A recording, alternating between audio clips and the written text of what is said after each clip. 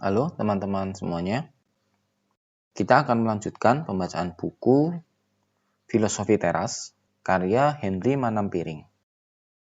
Oke, kali ini kita memasuki bab pertama dari buku Filosofi Teras, yaitu Survei Khawatir Nasional. Oke, langsung saja saya bacakan.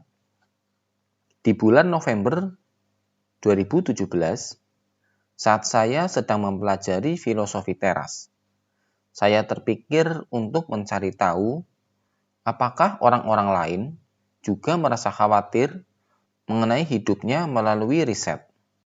Saya kemudian membuat survei khawatir nasional secara daring atau online. Survei khawatir nasional dilakukan selama seminggu dengan rentang waktu tanggal 11 sampai 18 November 2017. Jumlah responden sebanyak 3.634 responden, dengan komposisi responden 70% perempuan. Sebagai catatan metodologi, karena survei ini dilakukan secara daring dan disebarkan secara organik atau sukarela di media sosial, maka hasilnya tidak bisa dianggap mewakili keseluruhan populasi. Karena pemilih sampel tidak acak atau random. Dalam bahasa awam, hasil dari survei ini hanya mewakili responden survei ini saja, dan tidak bisa serta-merta dianggap mewakili populasi umum. Survei ini menanyakan tingkat kekhawatiran responden terhadap kehidupan secara umum dan beberapa aspek hidup yang umum bagi generasi milenial, yaitu mereka yang dilahirkan antara tahun 1980 sampai 2000. Ini artinya di tahun 2020 penduduk milenial tertua berusia 40 tahun. Sudah ada yang menikah dan menjadi orang tua. Dan termuda berusia 20 tahun, usia kuliah atau bekerja. Karenanya, survei khawatir nasional ini juga menanyakan tingkat kekhawatiran di beberapa aspek hidup yang dirasa relevan, yaitu sekolah atau studi, relationship, pekerjaan atau bisnis, sampai topik yang lebih besar, seperti kondisi sosial politik di Indonesia.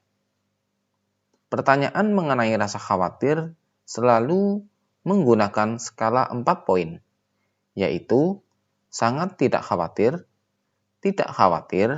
sedikit khawatir, sangat khawatir. Skala ganjil dihindari untuk menghindari kebiasaan banyak orang memilih tengah-tengah saja. Bagaimana hasilnya?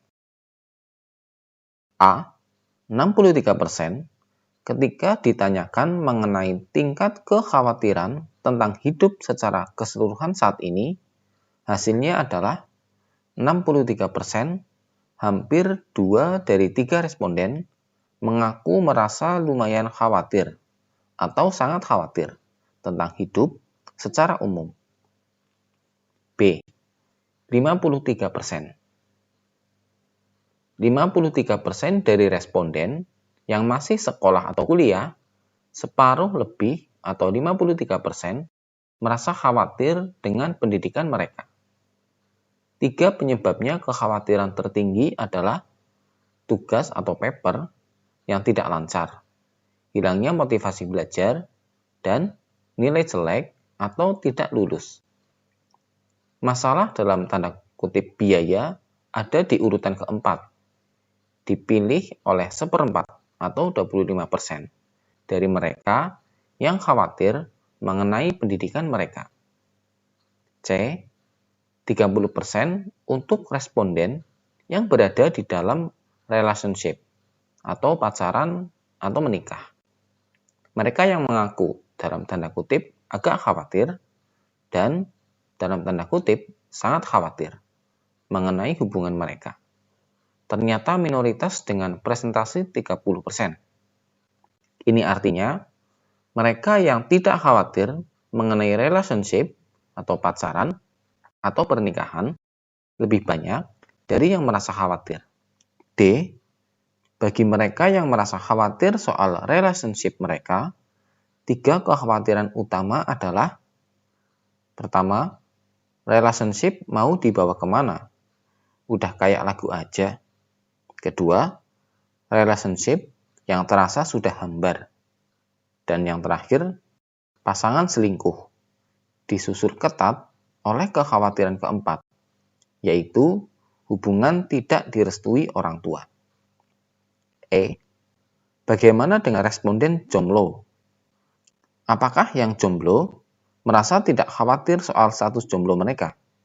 Ternyata hasilnya tingkat khawatir kaum jomblo mengenai kejombloan mereka ternyata sama dengan kekhawatiran mereka yang sudah berpasangan mengenai hubungan mereka, yaitu sekitar 30% dari responden. Artinya, memiliki pasangan tidak membuat kekhawatiran kamu lebih berkurang dibandingkan dengan saat kamu jomblo. Good news dong bagi kaum tuna, asmara, atau jomblo. F. Di antara mereka yang mengaku agak atau sangat khawatir soal status jomblo mereka, 3 kekhawatiran utamanya adalah: pertama, khawatir tidak akan pernah mendapatkan pasangan. Kedua, khawatir dengan umur. Dan terakhir, khawatir tidak menarik lagi. Karena penasaran dengan kepo, saya menanyakan kepada para jomblo yang tidak khawatir soal relationship mengenai alasan mereka tidak khawatir. Hasilnya, 3 alasan tertinggi mereka tidak khawatir dengan kejombloannya adalah: pertama, memang sedang senang sendiri. Kedua, jodoh di tangan Tuhan. Dipilih separuh dari mereka yang tidak khawatir. Dan yang ketiga, sedang terlalu sibuk di kehidupannya untuk punya waktu memikirkan pasangan. G. Bagi mereka yang memiliki pekerjaan atau bisnis, kekhawatiran terhadap pekerjaan atau bisnis dialami oleh sekitar sepertiga responden, atau 33%. Kekhawatiran terbesar mengenai pekerjaan atau bisnis adalah: pertama, stuck di karir sekarang. Kedua, gaji tidak mencukupi. Dan ketiga, khawatir performa di kantor tidak memuaskan. H. Mengenai aspek keuangan, separuh lebih responden, atau 53%, mengaku khawatir atau stres soal kondisi keuangan mereka. Bayangkan, 1 dari 2 responden khawatir soal ini. I. Kekhawatiran sebagai orang tua. Menjadi orang tua adalah hal yang dinanti-nantikan oleh banyak orang. Tetapi siapa sangka, menjadi orang tua ternyata bisa menjadi sumber kekhawatiran loh. Separuh lebih responden orang tua, 53%, mengaku merasa khawatir, sama dengan proporsi mereka yang khawatir soal uang. Apa saja yang dikhawatirkan saat menjadi orang tua? Pertama, biaya sekolah anak. Opsi ini dipilih oleh lebih dari separuh responden orang tua yang merasa khawatir. Bagi yang akan menikah dan menjadi orang tua, apakah sudah memikirkan ini? Memiliki anak memang sumber kebahagiaan yang besar. Tetapi, jika kita tidak siap dengan biaya pendidikannya ke depan, hal ini malah bisa menjadi sumber kekhawatiran. Kedua, anak sakit atau kecelakaan. Dan terakhir, biaya kesehatan anak. Surprise sengli atau tidak? 2 dari 3 kekhawatiran utama para orang tua berkaitan dengan uang. Masalah lain seperti kenakalan anak, penyalahgunaan narkoba, dan ibadah anak atau agama ternyata berada di bawahnya. Hasil ini konsisten dengan temuan Kementerian Agama bahwa penyebab nomor 1 perceraian bukanlah perselingkuhan, tetapi uang atau ekonomi. C. Mengenai sosial politik. Kondisi sosial politik ternyata menjadi sumber kekhawatiran terbesar dengan 76% atau 3 dari 4 responden merasa agak sangat khawatir mengenai ini. Berikut 3 kekhawatiran tertinggi mengenai kondisi sosial politik. Yang pertama, hoax, fake news. Kedua, diskriminasi suku dan agama makin meningkat. Dan ketiga, bangkitnya kaum radikal atau intoleran. The cause of worrying. Berdasarkan survei kekhawatiran nasional, ada lebih banyak orang yang merasa khawatir di dalam hidup ini, dengan 2 dari 3 orang merasa khawatir secara umum. Aspek hidup yang berada memiliki tingkat kekhawatiran yang berbeda pula. Relationship ternyata relatif tidak menjadi sumber kekhawatiran tertinggi. Sementara, peran menjadi orang tua dan keuangan cukup menjadi kekhawatiran. Di luar kehidupan pribadi, kondisi sosial politik Indonesia juga sesuatu yang sangat dikhawatirkan. So what? Mungkin kamu berpikir, tidakkah kekhawatiran akan hidup itu normal? Untuk apa dipusingkan? Atau dikhawatirkan? Khawatir tentang khawatir. Menurut saya, kekhawatiran adalah sesuatu yang bisa dan seharusnya dikurangi. Karena menimbulkan banyak, dalam tanda kutip, biaya. Apa saja biaya dari kekhawatiran? Pertama, menghabiskan energi pikiran. Berpikir, termasuk di dalamnya merasa khawatir berlebihan, adalah aktivitas yang membutuhkan energi. Artinya, setiap kalori energi tubuh yang dipakai untuk khawatir adalah kalori yang tidak bisa digunakan untuk hal-hal lain yang lebih produktif. Kedua, menghabiskan waktu dan juga uang. Saat kita khawatir soal studi, orang tua, keuangan, atau sosial politik negara, tanpa menghasilkan solusi, kita sudah membuang waktu yang sebenarnya bisa digunakan untuk hal-hal lain yang lebih berguna. Tidak hanya waktu, kekhawatiran juga bisa menghabiskan uang. Apabila rasa khawatir tersebut membuat kita mengeluarkan uang untuk hal-hal yang dianggap menenangkan pikiran, padahal tidak efektif. Misalnya, sebagian orang yang merasa khawatir biasanya menjadikan makanan sebagai pelipur lara, berkelakuan menyebalkan di depan keluarga dan teman-teman sekitar, atau memutuskan untuk kawin lagi, dan lain sebagainya. Ketiga, mengganggu kesehatan tubuh. Masih banyak orang yang memisahkan kebutuhan dalam tanda kutip pikiran dan tubuh, seolah-olah apa yang terjadi di pikiran tidak memiliki hubungan dengan tubuh fisik kita. Padahal, sudah lama para ilmuwan kesehatan menemukan bahwa pikiran dan kesehatan tubuh memiliki hubungan dua arah yang saling memengaruhi. Untuk topik ini, saya khusus mewawancarai Dr. Andri, seorang spesialis kesehatan jiwa dan minat yang tergabung dalam Academy of Psychosomatic Medicine, USA. Wawancara dengan Dr. Andri, SPKJ FAPM.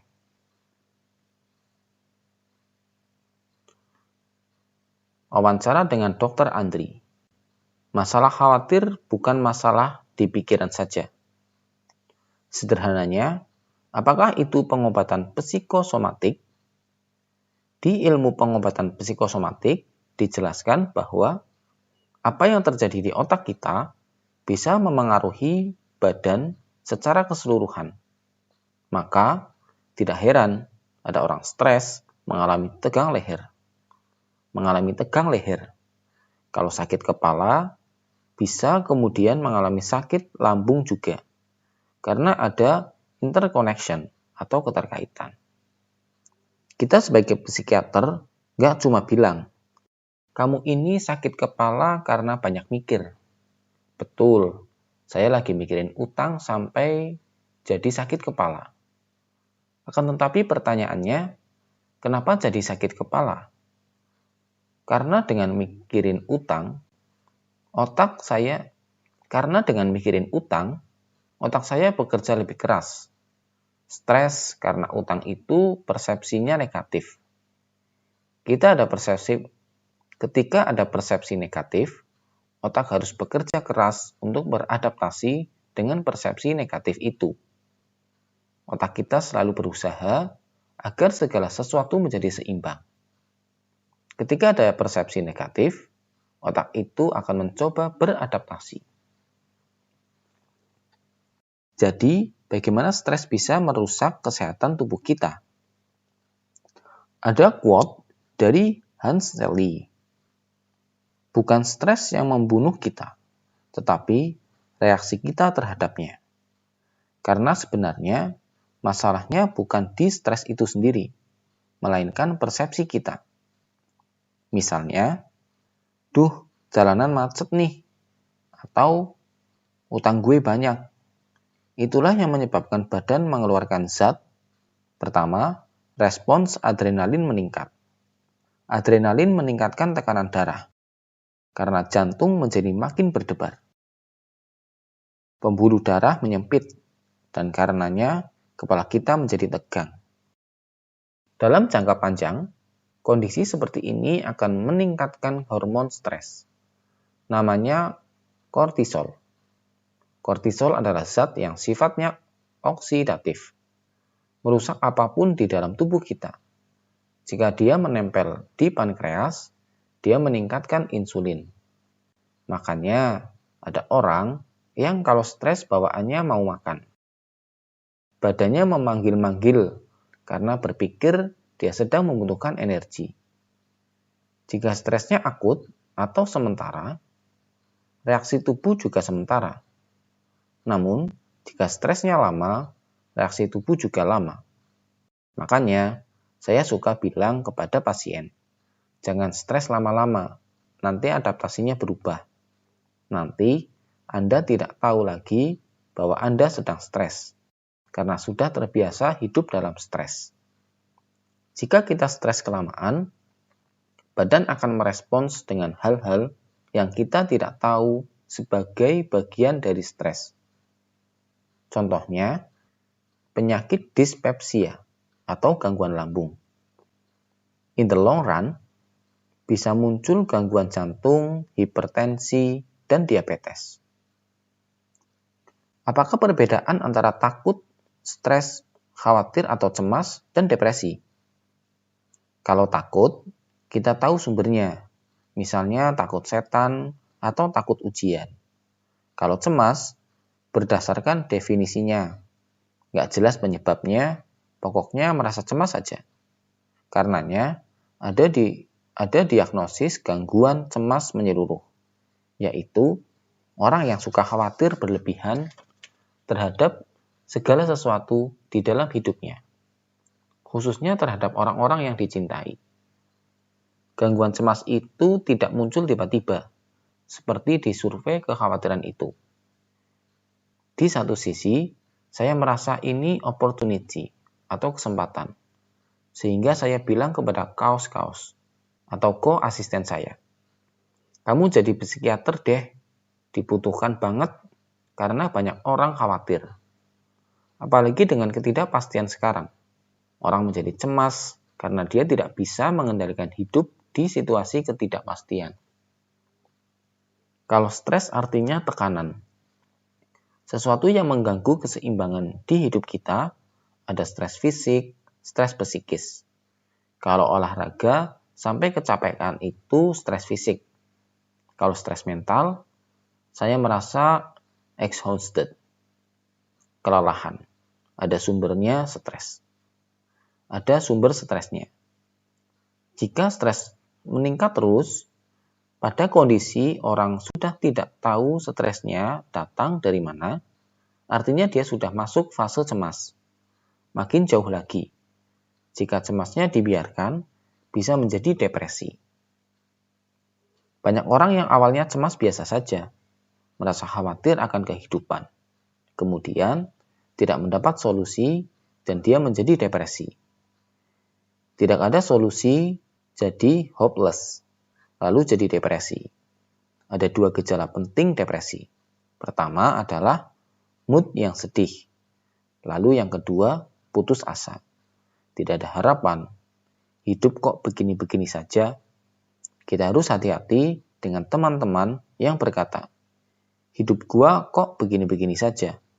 Jangan-jangan dia sudah mengalami gejala awal depresi. Karena apa yang terucap oleh seseorang bisa jadi memang refleksi dari hidup dia. Depresi dan cemas tidak berbeda jauh, dan secara organ, otak juga sama. Karenanya obatnya pun sama. Depresi mendapat obat antidepresan. Cemas, panik dikasih antidepresan juga. Apakah gangguan tubuh karena pikiran hanya terjadi saat sudah parah saja? Atau bahkan cemas sehari-hari saja sudah bisa bermanifestasi fisik? Cemas sehari-hari pun sudah bisa memengaruhi fisik. Contohnya, saat mau presentasi, kita bolak-balik ke kamar mandi. Penjelasannya adalah saat kita stres atau tubuh kita memersepsikan adanya stres. Terjadi peningkatan aktivitas saraf otonom. Saraf yang bertanggung jawab atas organ-organ yang berfungsi sendiri tanpa perintah. Seperti jantung, paru, kandung kemih. Makanya jadi pingin pipis. Asma bronchiale, misalnya, asma yang dipicu stres. Ketika orang stres, kondisi itu merangsang reaksi alergi imunologi. Maka timbullah asmanya. Gangguan cemas tidak datang tiba-tiba. Biasanya pasien datang ke saya sesudah berkeliling ke beberapa dokter, seperti dokter penyakit dalam, dokter jantung, dokter saraf, atau dokter THT. Karena gejalanya seperti vertigo, tetapi kemudian dinyatakan tidak apa-apa. Tidak ada organ yang rusak. Kata saya, makronnya memang tidak. Artinya, jantungnya masih bagus. Namun bayangkan, jantung berdetak 95 kali per menit, dibandingkan 65 kali per menit. Lebih berat mana bebannya? Bisakah saya artikan bahwa pesannya di sini adalah jangan anggap remeh, khawatir atau cemas kecil yang terjadi sehari-hari. Secara umum, kita memiliki kemampuan adaptasi. Bayangkan, stress threshold sebagai gelas. Lalu, kita isi sedikit-sedikit dengan stres. Kita harus cari tahu cara supaya gelas itu tidak terlalu penuh, dikeluarkan sedikit-sedikit. Caranya macam-macam. Misalnya, dengan berbicara. Kadang-kadang, kita feeling relief atau lega hanya dengan berbicara kepada orang atau rekreasi. Mengapa saya katakan persepsi itu penting? Contoh, liburan itu lebih melelahkan dibandingkan praktek atau kerja. Jalan sana-sini, tetapi rasanya senang karena kita berkumpul bersama keluarga. Makanya, ada yang bilang, coba ganti suasana biar nggak stres. Karena sekarang lagi trennya ke CBT, Cognitive Behavioral Therapy. Maka yang paling penting itu perception. Ada juga alternatif dalam tanda kutip membohongi pikiran untuk sementara waktu dengan zat. Misalnya dengan alkohol, menekan kesadaran sehingga lupa sementara. Namun, besoknya muncul lagi. Kalau narkoba bekerja dengan mengelabui otak, seperti sabu yang meningkatkan dopamin dan serotonin, sehingga seseorang happy berlebihan. Setiap kita pakai sabu, di otak kita sebenarnya seperti ada luka atau rusak permanen yang tidak hilang selama 10 tahun. Depression hurts. Depresi itu melukai otak, tetapi juga bisa diartikan melukai orang-orang di sekitar penderita. karena penderita memandang segala sesuatu dalam tanda kutip gelap. Apakah artinya manajemen cemas sehari-hari sama dengan manajemen persepsi? Benar. Misalnya, terjebak di tengah macet. Wah, sialan. B nggak bisa jalan. Itu persepsi negatifnya. Namun, persepsi positifnya, wah, terjebak macet di jalan. Di sebelah, cewek cakep, istri gue. Bisa ngobrol lama-lama sama dia. Sama macetnya, tapi beda cara bersikapnya. Mengapa? Karena beda persepsi. Dan jadinya less stress bagi kita. Benarkah bahwa saat ini lebih banyak orang muda yang berkonsultasi pada psikiater? Yang saya amati memang seperti itu. Penyebabnya beberapa. Mereka semakin well-informed mengenai kesehatan jiwa. Awalnya adalah para sarjana yang sebelumnya kuliah di luar negeri yang kemudian kembali ke Indonesia untuk menetap. Masalah timbul karena penyesuaian. Mulanya, pas kuliah di luar negeri, mereka mengalami kultur shock sesudah lama di sana dan menyesuaikan diri dengan budaya di sana. Saat kembali ke Indonesia, mereka mengalami kembali culture shock. Belakangan makin banyak yang datang karena isu relationship. Baper, galau, itu kan bahasa awamnya.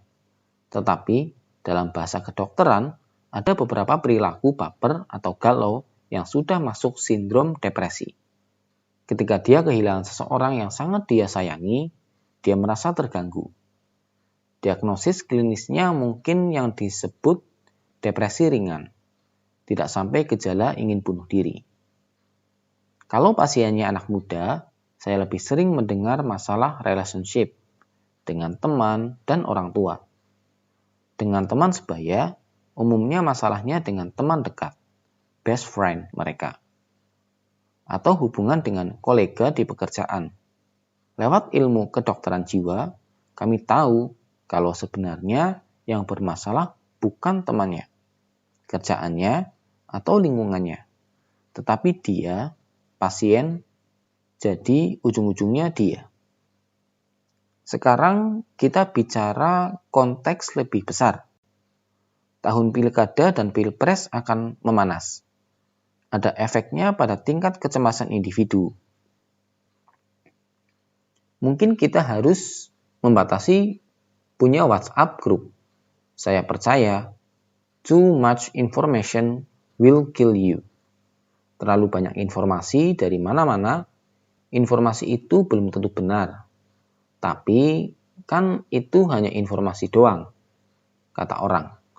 Saya percaya kalau karakter kita pada dasarnya sudah negatif. Lalu misalnya kita sedang stres dengan kehidupan pribadi kita. Kemudian kita membaca berita yang jelek. Efeknya akan berbeda dengan jika kita membaca berita tersebut saat sedang normal. Adakah pesan-pesan untuk pembaca? Coba kenali sumber stresnya. Kalau kita merasa sedang berada dalam sebuah keadaan, kenali kenapa. Kalau kita bisa mengenali sumbernya, kita bisa melawannya. Catat hal-hal dalam hidup yang bisa atau pernah membuat kita bahagia. Misalnya, olahraga, ngobrol, punya teman. Lalu, lakukan aktivitas yang membahagiakan. Intisari wawancara dengan Dr. Andri. Pertama, kondisi psikis berkaitan dengan kesehatan tubuh kita. Kedua, jika dalam keseharian kita terbiasa hidup dengan cemas dan stres untuk jangka waktu panjang, tubuh juga beradaptasi dalam rentang waktu tersebut. Ketiga, bukan situasi penyebab stresnya yang menjadi masalah, tetapi persepsi kita akan situasi tersebut. Manajemen cemas sama dengan manajemen persepsi. Dan yang terakhir, dengan media sosial, kita mengalami banjir informasi yang belum tentu benar. Ini bisa menambah kekhawatiran. Oke, demikian pembacaan bab pertama. buku Filosofi Teras, yaitu Survei Khawatir Nasional. Dan selanjutnya kita akan membacakan bab kedua buku Filosofi Teras, yaitu sebuah filosofi yang realistis, yang akan saya bacakan di video berikutnya. Oke teman-teman, dukung terus channel Buku Bercerita dengan cara like, subscribe, dan komen, serta share jika merasa channel ini bermanfaat untuk orang lain. Oke, bagi teman-teman yang memiliki rekomendasi buku untuk dibuatkan audiobook, silahkan tulis saja di kolom komentar. Demikian, dan terima kasih.